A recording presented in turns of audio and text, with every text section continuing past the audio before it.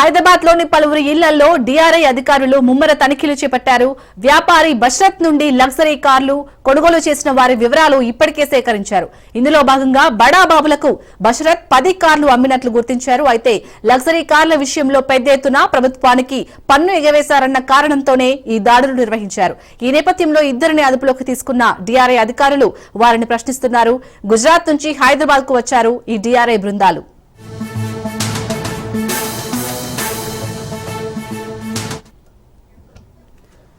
Right, ఇదే అంశానికి సంబంధించి పూర్తి డీటెయిల్స్ మా ప్రతినిధి మహేందర్ అందిస్తారు. మహేందర్, ఇప్పటికే ఇద్దరిని అదుపులోకి తీసుకున్నట్టుగా తెలుస్తోంది, అప్డేట్స్ ఏంటి?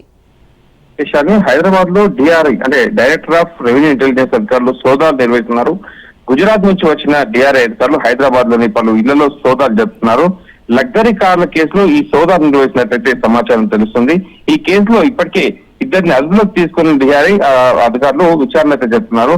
ముఖ్యంగా లగ్జరీ కార్ల విషయంలో పెద్ద ఎత్తున ప్రభుత్వానికి పన్ను ఎగవేశారని దాదాపు 100 కోట్ల రూపాయల పన్ను ఎగవేసిన కారణంతో ఈ దాడి నిర్వహిస్తున్నారు.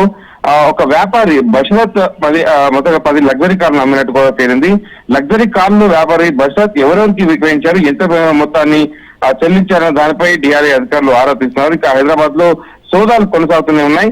మొత్తంగా లగ్జరీ కార్లు టార్గెట్ గా ఇక్కడ తీసుకొచ్చారు. అంటే 100 కోట్ల పన్ను ఎగరవేసినట్టుగా తెలుస్తుంది. మొత్తం ఈ కేసులో గచ్చిబౌలిలోని కార్లాన్ షోరూమ్ ను యజమాని బషరత్ అహ్మద్ ఖాన్ కు డైరెక్టర్ ఆఫ్ రెవెన్యూ డిఆర్ఐ అధికారులు అయితే ఆయన అరెస్ట్ చేశారు.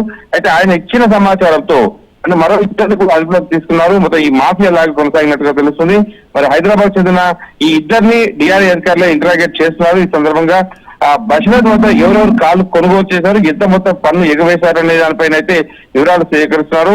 మరి ఇప్పటికే డైరెక్టర్ ఆఫ్ రెవెన్యూ ఇంటెలిజెన్స్ అదిలో ఉన్న హైదరాబాద్ డీలర్ బషరత్ అహ్మదాబాద్ కోర్టులో బెయిల్ పిటిషన్ అయితే దాఖలు చేశారు. దీనిపై కోర్టు సమయం తీసుకుంది. పన్ను ఎగవేత కేసులో 3 రోజుల క్రితం బషరత్ అహ్మదాబాద్ డిఆర్ఐ అధికారులు అరెస్ట్ చేసిన విషయం తెలిసింది. మరి ఈ సందర్భంగా పన్ను ఎగవేసినందుకు 7 కోట్ల రూపాయలు చెల్లించాలని కూడా కోర్టు కోరింది. అయితే ఈ కోర్టు చెల్లించి బెయిల్ పిటిషన్ చేసినట్టుగా కూడా తెలుస్తుంది. బషరత్ ఇప్పటికీ 25 కోట్లు పన్ను ఎగవేసినట్టుగా డిఆర్ఐ అయితే గుర్తించింది.